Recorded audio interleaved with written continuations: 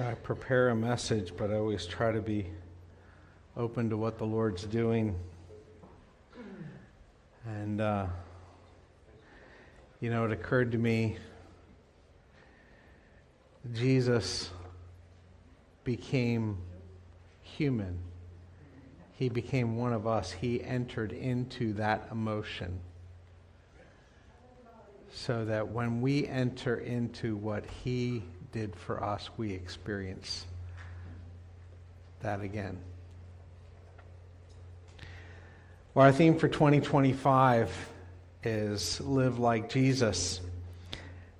And it comes out of a simple desire to follow Jesus. I have a ringing up here. Does the monitor need to be turned off or something? That's better. Nope, it's still there. It comes out of a simple desire to follow Jesus, to learn better what that means, and we are spending the entire year in the Gospel Matthew. So 3 weeks ago began the season of Lent. Lent is a 40-day period of time leading up to Passover and to Resurrection Sunday, and it's a time of self-examination and of repentance. So during this time, we follow Jesus through the events leading up to His crucifixion and resurrection. It's a season that we normally refer to as Passion. You've heard me say this before. We think of passion as a strong feeling or emotion, like Alan was demonstrating for us here. But the season of Passion, it really comes from the Latin root meaning suffering. And it's a time to allow ourselves to experience what Jesus experienced as He fully entered into our human experience. We want to fully enter into His passion, into His experience. I want to begin with Galatians 2:20. This may be a familiar scripture, but I want to read it from the Passion Translation, a translation which seeks to kind of expound a bit and help to identify that feeling. My old identity has been co-crucified with Messiah, Paul writes, and no longer lives. For the nails of His cross crucified me with Him. And now in essence, the essence of this new life is no longer mine, for the Anointed One lives His life through me. We live in union as one. And my new life is empowered by the faith of the Son of God, who loves me so much that He gave Himself for me. He dispenses His life into mine. That's passion.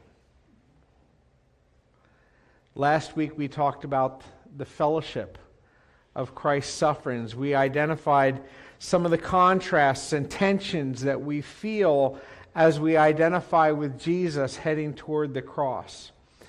This week we're going to be discussing Jesus' arrest and His trial.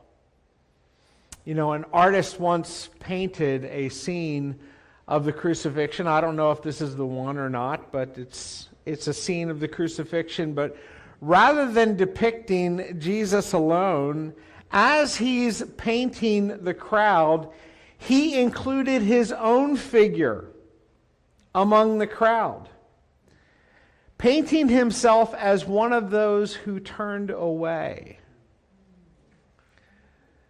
And he was reflecting in that our own propensity to shy away from standing with Jesus when it matters most. And as we look at today's passage, we are called to confront our own complacency.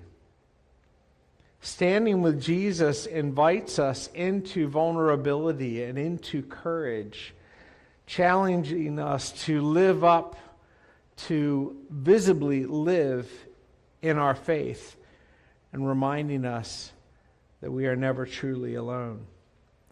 So we are going to be reading through these passages in Matthew 26 and 27, and as we move through these texts, I want to challenge you to imagine yourself in them as part of the crowd, as one of the disciples, maybe as a Jewish leader or as a Roman soldier. Put yourself in the story. What would you do? Would you defend Jesus? How would you define Jesus? By the way, these are also the points on your outline if you're following along on your insert or in your e-bulletin. Would you defend Jesus? How would you define Jesus? Or would you even decide for Jesus? What would you do anything different than what they did? Now, it makes a difference that here we are 2,000 years later and we have full knowledge of what happens next, right? So now apply it to today. How do you stand with Jesus in your story and in your context? How do you respond when Jesus' name is mentioned? How or when do you bring Jesus into the conversation? You know, it's easy to criticize these characters in the gospel narrative for how they acted toward Jesus, but when you look at them in context, you know, I doubt if we would have done anything different. But being here where we are, we can learn from them. And we can learn from them how to stand with Christ today. So let's begin with defending Jesus. Matthew 26, verse 47. While he was still speaking, Judas came, one of the 12, and with him a great crowd with swords and clubs from the chief priests and the elders of the people. Now the betrayer had given them a sign, saying, "The one I will kiss is the man. Seize him." And he came up to Jesus at once and said, "Greetings, Rabbi," and he kissed him. And Jesus said to him, "Friend, do what you came to do." And then they came up and laid hands on Jesus and seized him. And behold, one of those who were with Jesus stretched out his hand, and he drew his sword and struck the servant of the high priest and cut off his ear. And Jesus said to him, "Put your sword back into its place, for all who take up the sword will perish by the sword. Do you think that I cannot appeal to my Father, and he will at once send me more than 12 legions of angels? But now that the scriptures should be fulfilled, that it must be so." At that hour, Jesus said to the crowds, "Have you come out as against a robber with swords and clubs to capture me? Day after day I sat in the temple teaching, and you didn't seize me then. But all this has taken place that the scriptures of the prophets might be fulfilled." And then all the disciples left him and fled. So imagine you're in the garden that night when Jesus is arrested. So Judas, we know Judas. He was one of the 12. And you know very well, so what he was giving was a customary greeting. You know, the kiss on a cheek, right? And as soon as he does this, the soldiers move in from out of the shadows. One of the other gospel writers tells us it was Peter who whipped out the sword, swings for a guy's head, ends up cutting his ear off. Jesus, instead of taking advantage of the moment to break away and run, which is what Alan would teach us to do in self-defense, right? Cause a distraction and then run, right? He turns and rebukes Peter.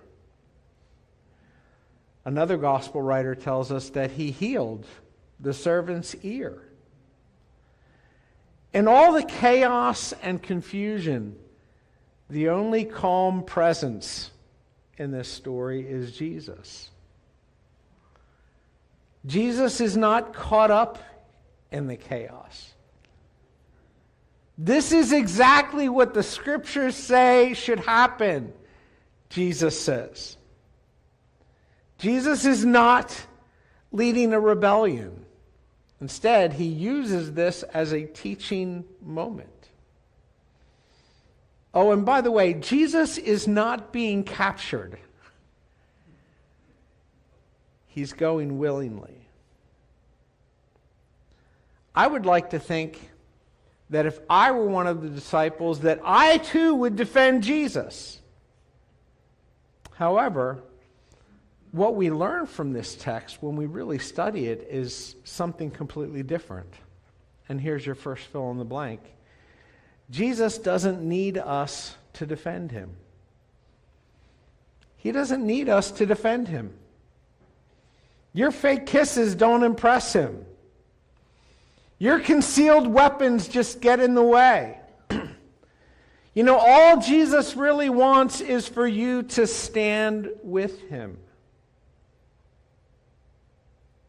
But like the disciples, what do? First of all, we try to control the situation. And if we can't control the situation, we run away. Or if we're really brave, like Peter, we follow stealthily at a distance. Let me pick up in verse 57. Then those who had seized Jesus led him to Caiaphas, the high priest, where the scribes and the elders had gathered. And Peter was following him at a distance, as far as the courtyard of the high priest. And going inside, he sat with the guards to see the end. Now the chief priests and the whole council were seeking false testimony against Jesus, that they might put him to death, but they found none. Though many false witnesses came forward, at last two came forward and said, "This man said, I am able to destroy the temple of God and to rebuild it in 3 days." And the high priest stood up and said, "Have you no answer to make? What is it that these men testify against you?" But Jesus remained silent. And the high priest said to him, "I adjure you by the living God, tell us if you are the Christ, the Son of God." And Jesus said to him, "You have said it so. But I tell you, from now on you will see the Son of Man seated at the right hand of power and coming on the clouds of heaven." Then the high priest tore his robes and said, "He has uttered blasphemy. What further witness do we need? You've now heard the blasphemy." So Peter is sitting on the edge in the shadows of this courtyard. Now, the courtyard of the high priest is kind of like the local courthouse. It's where you go when you need a legal matter settled. The Jews had a special status in the Roman Empire. They were allowed to practice their own religion, provided that they were, at least to a degree, self-governing. That means all of the local disputes needed to be handled here. Now, historically and traditionally, the Jews try to avoid any Roman interference in their own matters. The Old Testament has laws. Old Testament prescribes penalties for those who injure or those who steal, so they wanted to implement their own laws. And by the way, in those laws in Leviticus, the worst case scenario is that a person who injures or steals and can't pay the penalty, well, they become a slave to the one whom they owe the debt, and that only for up to 7 years. But the high priest within this generation, however, began turning Jewish criminals over to Roman authorities to be executed. And that served as a more effective deterrent. But it also received a lot of pushback from some of the devout Jews who were opposed to this Roman thirst for violence. And so it was usually reserved for the worst of the worst. So here we have this impromptu courtroom, which was suddenly filled with people who are accusing Jesus. Now, the text says that there were a number of them. Most of them lacked credibility, according to the text. However, there was a couple who heard him say that he would destroy the temple. Now, John gives us a little bit more information on that. John 2, verses 19 and 20, Jesus answered them, speaking to the scribes and Pharisees, "Destroy this temple, and in 3 days I will raise it up." Then the Jews said, "It's taken 46 years to build this temple, and you will raise it up in 3 days?" But John notes he was speaking about the temple of his body. If only there was somebody present in the high priest's courtyard who actually heard Jesus say that. That's right, he's hiding over in the shadows. A threat against the temple might be a plausible charge for turning Jesus over to the Romans, except that Jesus himself gives them an even better reason. When they asked him if he's the Son of God, what Jesus said, he was actually quoting from Daniel's vision. Daniel 7:13. He says, "I saw in the night visions, and behold, with the clouds of heaven there came one like the Son of Man. And he came to the Ancient of Days and was presented before him."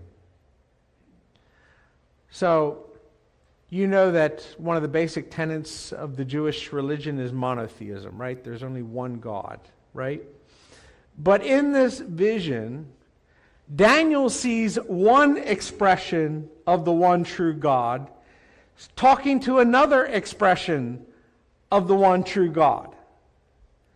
You get it? The Ancient of Days, God, is on the throne, and another, like the Son of Man, also God, is presenting himself to the Ancient of Days. It's one of those mystery doctrines in ancient Judaism that they called the two powers in heaven. It was much debated. It's a picture of God coming to rule on earth. And Jesus says, before the high priest, quotes this passage and says, "This is being fulfilled now." And that infuriated the Pharisees and gave them a plausible threat on which to execute him, because he threatened their claim of divine rulership. Now the problem is, they're going to be turning him over to the Romans, and the Romans are not going to understand a complex argument based on Jewish apocalyptic literature. Who's going to explain it to them? Oh, let me see. There's a guy sitting over in the shadows who saw Jesus transfigured just shortly before this. What if he were to share his story? But Jesus doesn't need us to defend him. But Jesus does need people who will speak for him. And that's the next fill in the blank. Jesus doesn't need you to defend him, but Jesus wants you to testify about him. Let me pick up in verse 69. Now Peter was sitting outside in the courtyard, and a servant girl came up to him and said, "You also were with Jesus the Galilean." But he denied it before them all, saying, "I don't know what you mean." And when he went out to the entrance, another servant girl saw him And she said to the bystanders, "This man was with Jesus of Nazareth." And again, he denied it with an oath. "I do not know the man." And after a little while, bystanders came up and said to Peter, "Certainly, you too are one of them. Your accent betrays you." And then he began to invoke a curse on himself, expletives, and to swear, "I do not know the man." And immediately the rooster crowed. And Peter remembered the saying of Jesus, "Before the rooster crows, you will deny me 3 times." And he went out and wept bitterly. Have you ever been there? God gives you an amazing opportunity to bear witness for Him, and you blow it. I have. I've missed lots of opportunities. And sometimes I only realize it afterward. And sometimes, I know it's a great opportunity. I just, I freeze. God knows why. I don't always know why I do the things I do. All Peter had to do was tell what he had seen and heard. All that was needed was for him to tell his story. If he just told the truth about Jesus, his testimony could counter the false witnesses that were being brought against Jesus. But God knew what He was doing. God had a plan for Jesus to go to the cross. And He had a purpose for Peter to find out that he wasn't as brave as he thought he was. What about you? What opportunities has God given you to tell about Jesus? Everyone needs to know who Jesus is. And that's our next point. Defining Jesus. Now we're in Matthew chapter 27. When morning came, all the chief priests and the elders of the people took counsel against Jesus to put Him to death. And they bound Him and led Him away and delivered Him over to Pilate, the governor. So now Caiaphas, the high priest, is sending Jesus to Pilate, the Roman governor.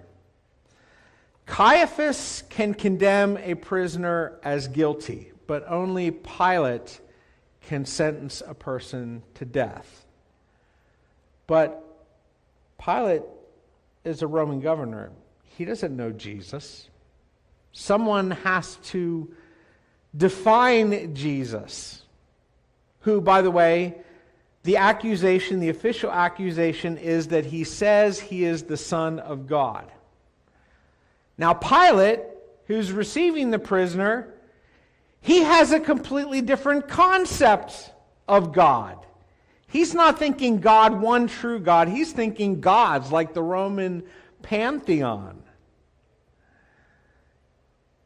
Caesar is said to be a son of the gods. So when they're handing Jesus over to him, saying that the charge is that he says he's the Son of God, Pilate's thinking, that's what they say about Caesar. And it's not just Pilate. We each need to define for ourselves, what do we think about Jesus? Who is Jesus? And if it's true that Jesus is God, then what are the implications for my life? As we follow the text, I'm going to break down that question into 2 more practical questions that are going to help you define not only who Jesus is, but what that means for you. So here's your next fill in the blank.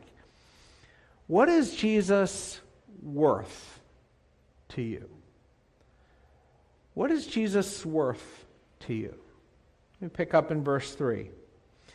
Then when Judas, his betrayer, saw that Jesus was condemned, he changed his mind, and he brought back the 30 pieces of silver to the chief priests and elders, saying, "I've sinned by betraying an innocent blood." And they said, "What's that to us? See to it yourself."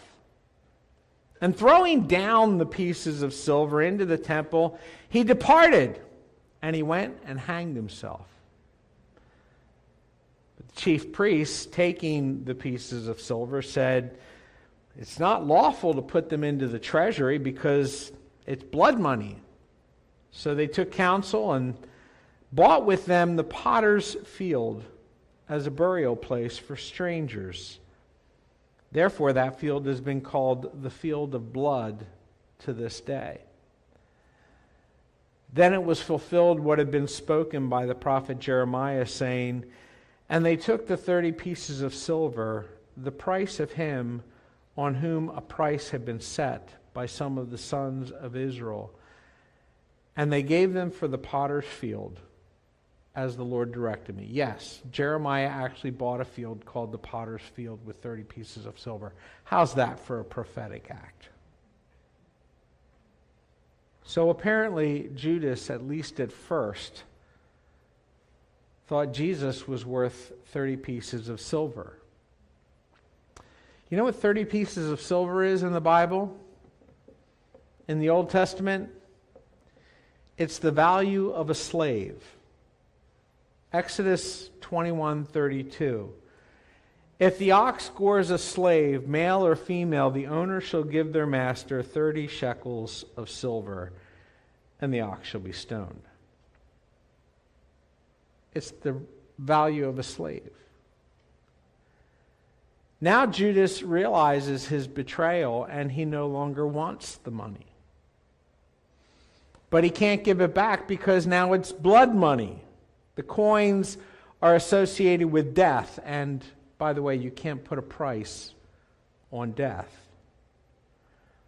But you can use those same coins to buy a burial plot for people who have no family ties, no place to be buried.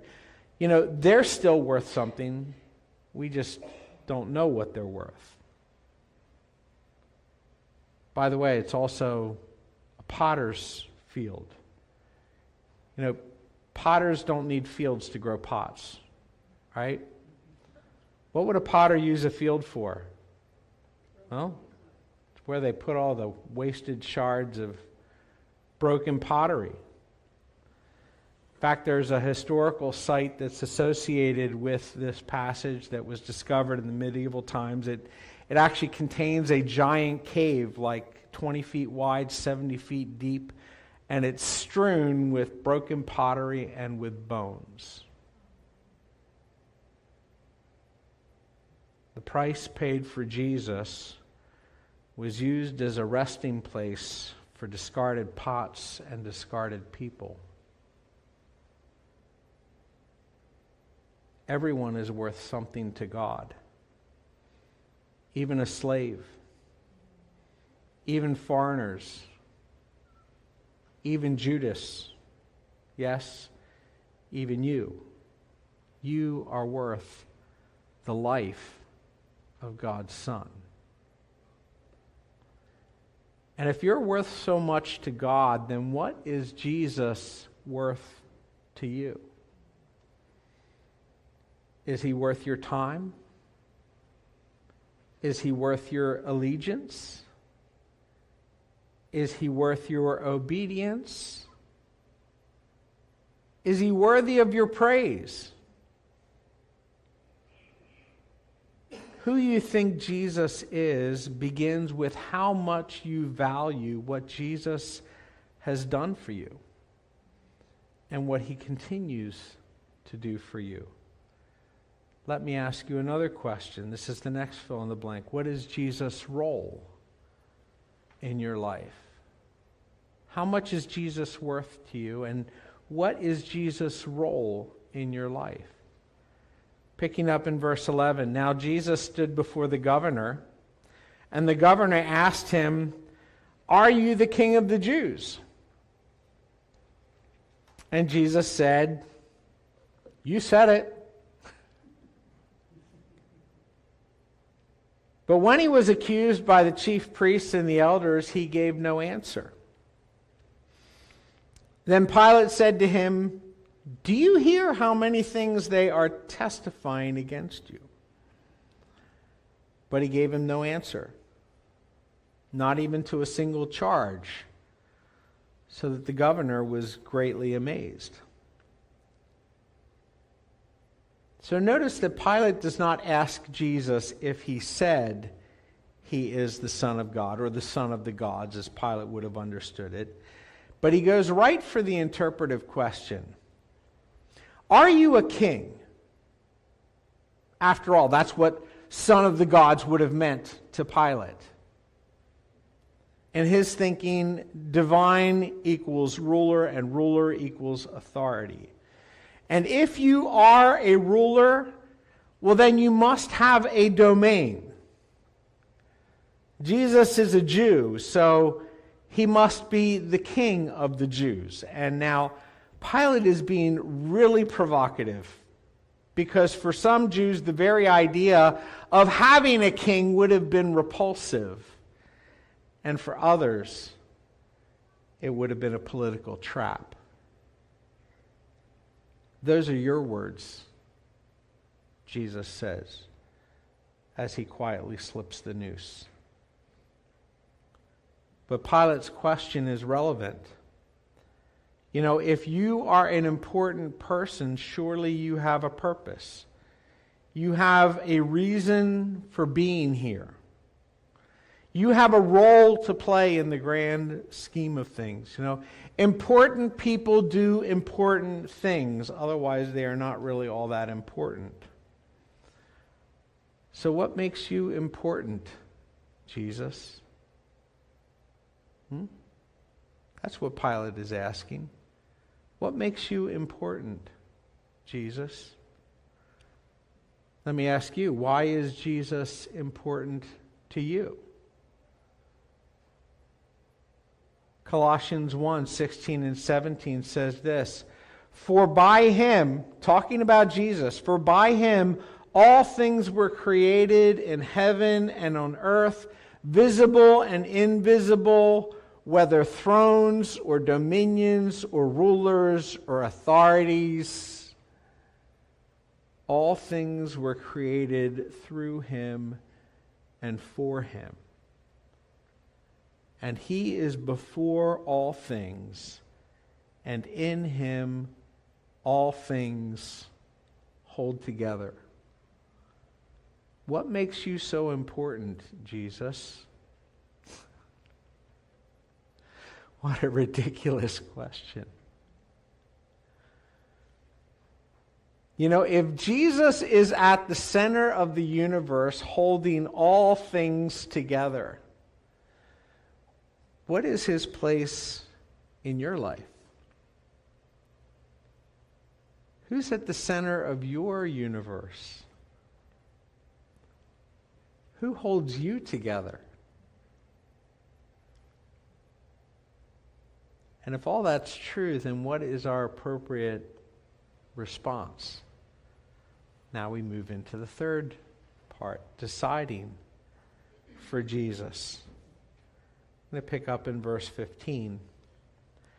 "Now at the feast, the governor was accustomed to release for the crowd any one prisoner whom they wanted.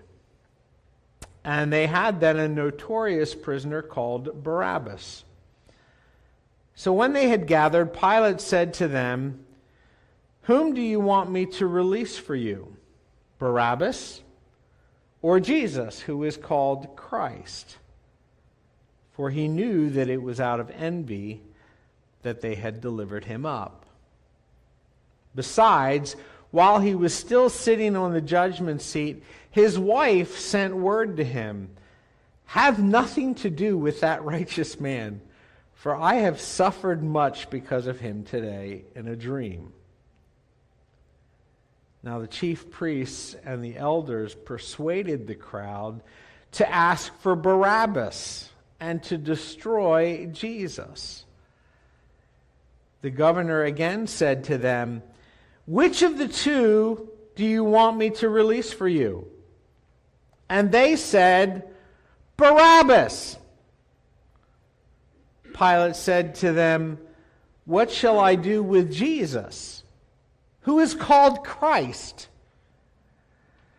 And they said, "Let him be crucified." And he said, "What? What evil has he done?" But they shouted all the more, "Let him be crucified." So this is one of those scenes that must have been so surreal, like something out of a movie. Pilate is looking for a way out because he's not keen on crucifying someone who seems to be more of a personal threat to the religious leaders than an actual criminal. And he gives them a choice between Jesus and an actual known criminal. And you would think the choice would be obvious. But in that moment, something else happens.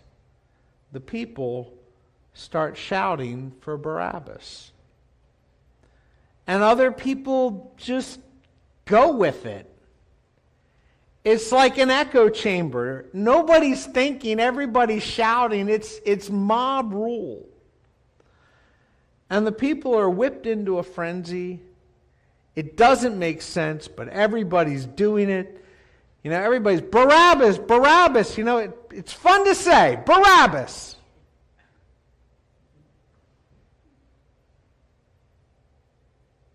Here's the next fill in the blank. Whose voice will you listen to? Picking up in verse 24. When Pilate saw that he was gaining nothing, but rather that a riot was beginning, he took water, he washed his hands before the crowd, saying, "I am innocent of this man's blood. See to it yourselves." And the people answered, "His blood be on us and on our children." And then he released for them Barabbas, having scourged Jesus, delivered him to be crucified. So what's happening here? This is clearly not what Pilate intended to happen. His wife warned him that she had a bad feeling about it. The text says that the chief priests and the elders were somehow behind it. Maybe they started the chant. Maybe they had paid protesters, It's an old trick. It's been done for a long time. But have you ever noticed that most people just tend to go with whatever other people are saying? Does anybody ever stop and ask, "Hey, by the way, what's your source of information?" Or even if it is true, is that the whole story? How is it that the same people who were cheering for Jesus riding into Jerusalem just a week before are now shouting for his execution? Doesn't sound like people are critically evaluating the news. Sounds like people who will dance to whatever tune happens to be playing. Have you ever stopped and asked yourself, whose voice am I listening to? I'm not just talking about who's speaking. I'm talking about what is the voice behind the one that's speaking. By the way, Pilate is not the good guy here. However, he seems to be the most level-headed. If only he would have listened to his wife. The chief priests are the ones who are the driving force behind the mob, who, by the way, is demanding the very thing that you would think the chief priests would be opposed to: release an insurrectionist. What are they thinking? When what people are saying makes no sense, when their words don't line up with their actions, you have to know there are other voices behind the voices that are speaking. And whose voice are you listening to? Just a quick tip, don't go with the loudest one. Next, fill in the blank. Whose lead will you follow? Whose voice are you listening to, and whose lead will you follow?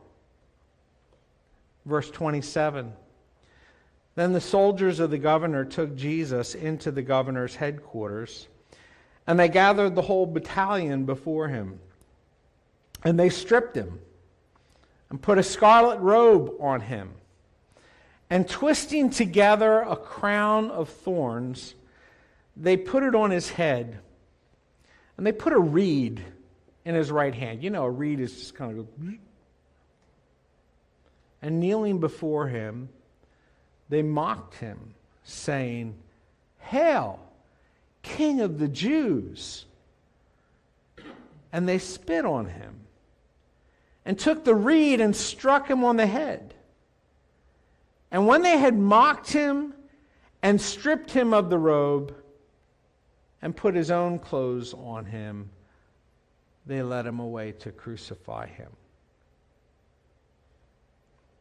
Have you ever noticed that when you make a wrong choice, next thing you know, you don't have a choice anymore? Or at least it doesn't feel like you do. Choices have consequences, and they start you down a path, and you don't always know where that path is going to take you. These Roman soldiers, they're charged with carrying out an execution. But what's happening here is not execution. This is nothing but a humiliation ritual. Maybe it was the crowd. Maybe someone put them up to it. Or maybe it's just Roman soldiers doing what Roman soldiers do, because you can. And maybe it's all of the above plus a demonic manifestation of evil. I don't know if these soldiers actually knew what was driving them. The only thing they were probably thinking in the moment is that nobody could stop them. Have you ever thought about what drives you? Whose lead are you following? Are you just going with the mocking crowd? Or are you maybe on a little power trip yourself? It's easy to understand and identify with the people in the story when you consider that they only knew a little bit of what you know. You know how this story ends. But even though we know about Jesus' death and resurrection, we still find ourselves with the same temptations and the same choices, and I would even add, we still find ourselves making the same mistakes. Will you stand with Jesus? And will you move with Jesus toward the cross? Here's some questions for reflection this week. Number one, I want you to just think for a moment and realize how privileged you are to know Jesus. You know the rest of the story. Do you know there are people in this world who have never heard the gospel? They have never heard this story, not even once. And then there are people who have heard the gospel, but they don't know it's real. They think it's just a story. They don't know it's real. And then there are those people that know the gospel, they know it's real, but they think it's not for them. Like, I've already messed up too much. Like, I'm already too bad. God's never going to accept me. You know what? They need to hear your story. You could tell them the truth about Jesus. Who are the people in your life? And what part of your story do they need to hear? Question number 2, who is Jesus to you? What is his value to you? What role does he have in your life?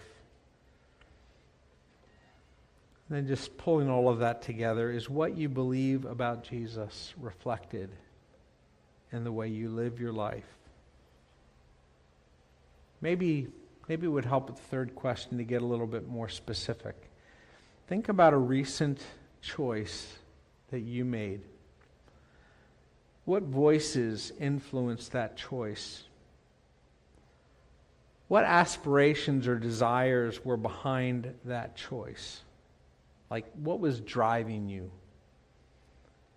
And how are all of the choices in your life influenced by that one choice to follow Jesus? Let's stand and worship as we think about these things.